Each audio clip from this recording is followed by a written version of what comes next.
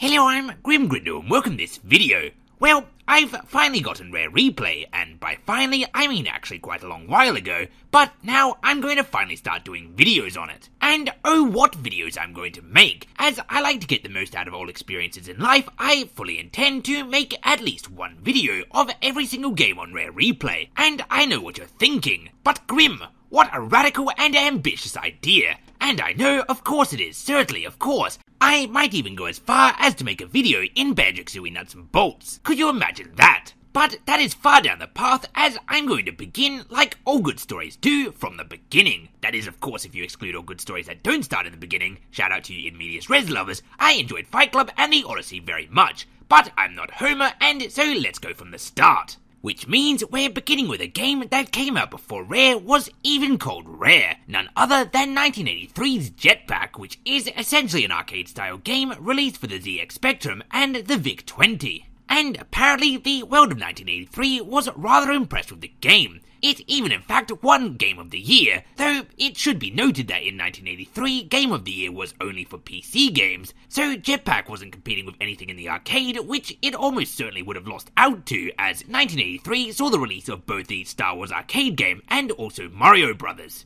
Though on the flip side it was also not competing with any console games, which it probably would have beat because it was coming up against Donkey Kong Jr. Math, Baseball, Decathlon. I think it's safe to say that all of these would have lost out to Jetpack. Enduro might have been on the board, but in my books, it's not even a close second. Which is probably a statement that immediately betrays my feelings about the game. I really thoroughly enjoyed the game Jetpack. To begin with, I thought it was a bit simple, and there wasn't really enough going on, which is, I think, a pretty natural response to anyone returning to an arcade-style game after playing a lot of modern games. But once you get into it, and them in general, you start to notice that, not unlike the Transformers, there's more than meets the eye. As far as other arcade-style games go, I would most associate this game with Joust. To be clear, it's absolutely nothing like Joust, but the controls, which, once again, are very dissimilar to Joust, somewhat remind me of the game. They're just, in both Joust and Jetpack, extremely floaty, and somewhat difficult to get the hang of. Indeed, I would go as far to say that in both Joust and Jetpack, your main obstacle in achieving success is not actually your enemies, but instead the danger you put yourself in through misjudging movement. The actual enemies, though, are unfortunately one of the downsides to this game. Though visually they're very interesting, and I appreciate how they change every single level, I couldn't help but be a bit disappointed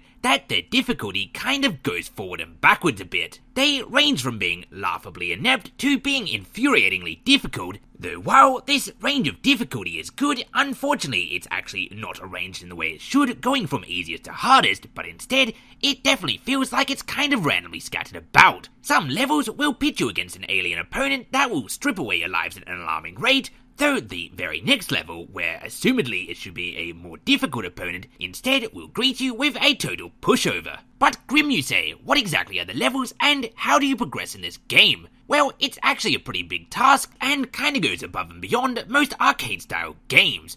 Essentially, what you are, a jetpack man, is a spaceman on some sort of alien planet. And presumably upon landing, your spaceship blew up or something, because what you need to do to progress is to collect all of the scattered parts of your spaceship, putting them together and finding the fuel for it in order to take off once again. That's right folks, a Rare game in which you must build some kind of vehicle. I've never heard of that happening before, and I wonder if it will ever catch on. And once your spaceship is entirely reassembled and entirely refueled, you go down to it and are rewarded with a cutscene that shows it taking off and brings you to the next level. The game has a good amount of risk and reward. It dangles before you items that are non-essential to progression but give you extra points, and also as well as that, you get points for reassembling your spaceship, putting fuel in it, and shooting down enemy opponents. And also, finally, it should be noted that for a game coming out in 1983, the graphics are rather well done, you can tell what everything is supposed to be, and it's all pretty bright and colourful. Also, as a side note, my favourite alien spaceship you come up against